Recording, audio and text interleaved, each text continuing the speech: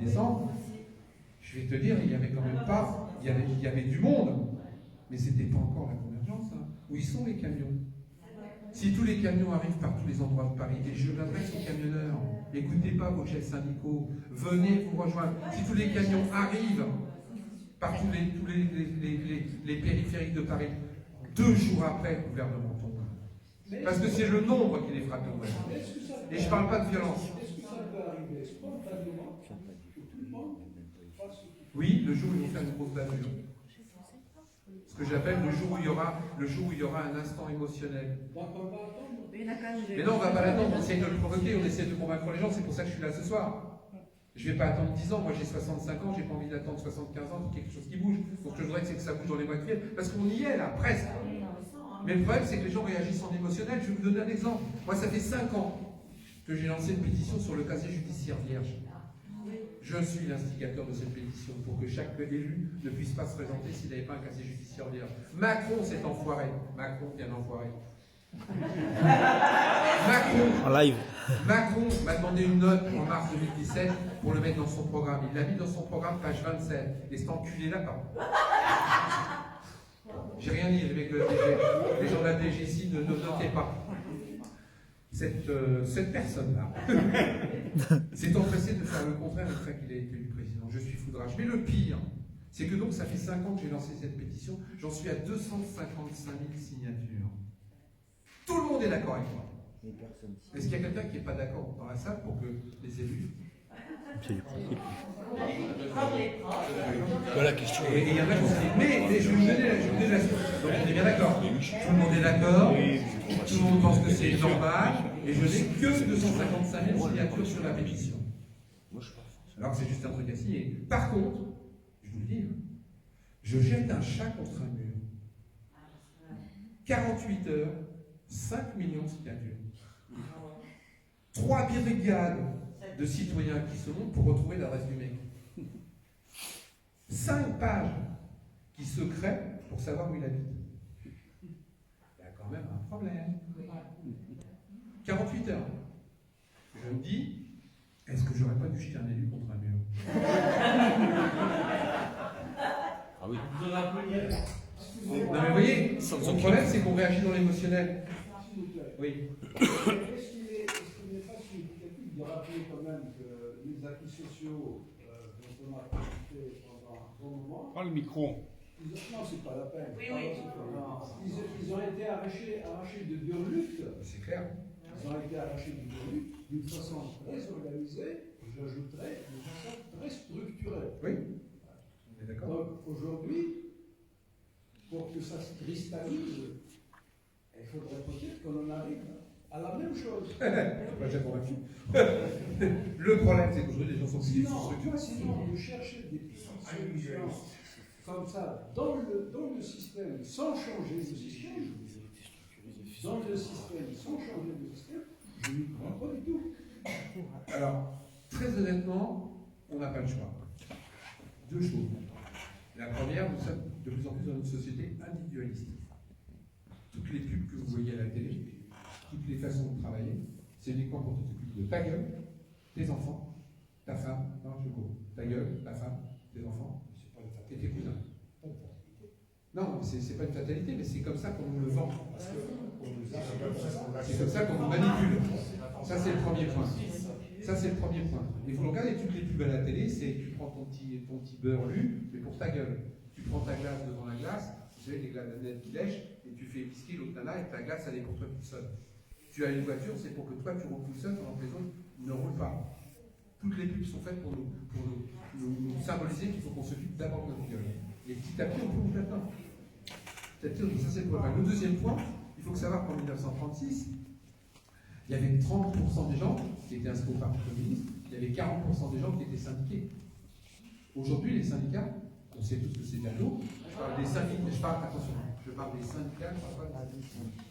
C'est grave qu'il n'y ait pas des syndicats, c'est la gueule demain. Donc je parle des chefs syndicaux. Des chefs syndicaux. Il y a 0,05% des gens qui sont syndiqués. Ça pèse plus rien. Et en plus, nous sommes dans un nouveau système de communication. Je le dis souvent, dès que je vous fasse voir, le principal geste de révolution des gens aujourd'hui. Attention mesdames, ce geste, n'est pas un geste qui appelle à me faire un procès. Parce que maintenant, avec hashtag balance ton porc, je fais gaffe. Je vous montre le geste? Non. Tu te trompes, toi, tout de suite, hein. T'as une libido, toi. Hein. Non, je sais, je suis très provoque. Je commence mon geste de la révolution. Je commence mon geste de la révolution. Je like.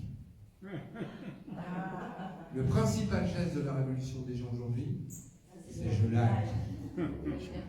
Mais ça veut dire que quand tu as 5 millions de vues, Hashtag pouce bleu, ouais, c'est ça. quand tu as 5 millions de likes sur une action, c'est pas, j'ai fait ma révolution, je retourne boire ma bière dans le canapé. Et c'est le piège aujourd'hui de trop de communication de chez soi. C'est-à-dire que les gens ils like, et puis j'ai fait mon devoir. Ah, bah alors s'ils mettent un commentaire, j'ai je lâché prends des likes. Moi, j'ai même une copine qui a dit on peut faire une grève de chez soi. C'est ça. J'ai dit mais ça va, si tout le monde fait comme toi, on est Je 7 like. personnes dans la rue. Non, mais le problème, il est là aujourd'hui. Hein. C'est que les gens, ils ont l'impression d'avoir fait les choses quand ils disent je ne suis pas d'accord, j'ai liké. J'ai signé la pétition. D'ailleurs, ils ne la signent même pas. Non, ça marche la pétition, mais ça sert à quoi des fois? La pétition sans sortir dehors, ça sert à rien. C'est aussi un piège. Une fois que les gens ils ont fait une pétition, ils se disent j'ai fait mon devoir.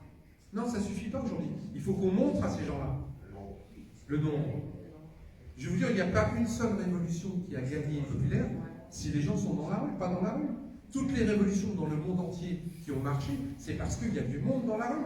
Parce que vous ne faites pas d'illusions. En plus, il y a encore quelques temps, on avait affaire à des mecs qui s'il y avait du nombre, bah, ils démissionnaient, ils reculaient, mais là, ils ne reculent pas. Moi, j'ai même peur qu'ils tirent sur la foule. Le monde dans la rue. Attends, il y a encore la micro. Je vais vous chanter une chanson. Ça marche?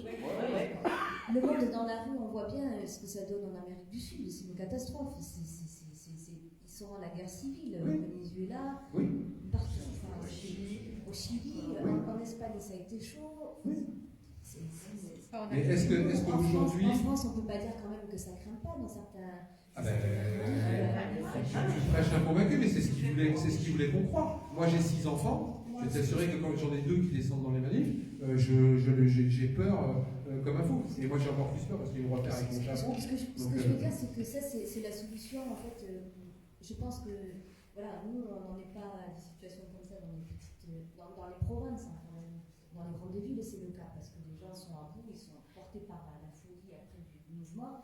Et franchement, je peux comprendre la violence. Et surtout la répression qui est en place. Mais voilà, ça sert à quoi? Ça sert à quoi en fait? Ça alimente le système. Pourquoi? Parce que demain, à TF1, on va dire vous avez vu, là la violence qui est dans la rue, les grèves, ça fait plus d'une semaine que ça dure. Qu'est-ce qu'on nous montre à la télévision, surtout sur les télévisions, à la rédaction, les radios? Vous avez vu, putain, on ne peut pas prendre le train, les gens ne sont pas contents. Vous avez vu les kilomètres de Bruxelles, vous avez vu les représentations de Paris. Mais ben quoi, ça s'appelle de la En fait, ça alimente. Et ça sert à ça. C'est attendez, je suis pas C'est pas la même ça alimente en fait, ça fait l'effet inverse. Alors, nous, on n'est pas nombreux, mais il y a beaucoup de gens quand même qui sont conscients de ce qui se trame, comme le disait monsieur tout à l'heure, au niveau mondial, pour un tas de raisons, comme disait Sam aussi, c'est la société, c'est les sociétés, mais c'est tout, c'est un tout. Et s'il y a un éveil mondial de ce basculement de deux sociétés, ceux qui ont le pouvoir et les finances, et ceux qui sont à côté, soit qui vivent avec, et qui sont pas de problème, ou soit qui subissent justement cet écart. Et là, on sent bien que ça peut plus marcher, c'est plus possible. Alors, comment nous, même s'il y a des élections, on voit bien tous les gilets jaunes qui sont sortis il y a 1 an dans la rue, je suis sûre que plus de la moitié ne vont plus voter. Même si on va voter, sérieux, même si on va voter, mais même pas pour faire basculer un potentiel comme Macron, on sait très bien comment il est passé, parce qu'il y a eu beaucoup d'abstentionnisme, beaucoup de votes blancs. Sur les élections présidentielles, il y a eu 8%. C'est le plus haut taux de vote blanc depuis 1958. Mais c'est pas assez. Mais ça ne compte plus. Mais ça ne compte pas parce qu'il n'y a eu que 8%. Le jour où tu auras 60% de vote blanc dans l'urne, ils seront vigilants. Nous sommes dans une société médiatique. Nous sommes dans une société médiatique. Tout ce qui se voit, ils sont vigilants. Moi je dis, si vous ne savez pas pour qui voter, votez blanc. Je t'explique simplement. Le jour où il y aura 90% de vote blanc dans une urne et 10% pour le candidat ou les candidats, quand le mec viendra te voir, il sera élu, mais il ne sera plus représentatif. C'est déjà le cas. Non, je t'explique. Ce que je vous ai donné, c'est des vrais chiffres. Sauf quand je te dis qu'il a été élu avec 0,9 électeurs sur 10, la loi aujourd'hui, puisqu'il n'y a pas assez de bulletins blancs, etc., on te dit qu'il a été élu avec 51% des votants.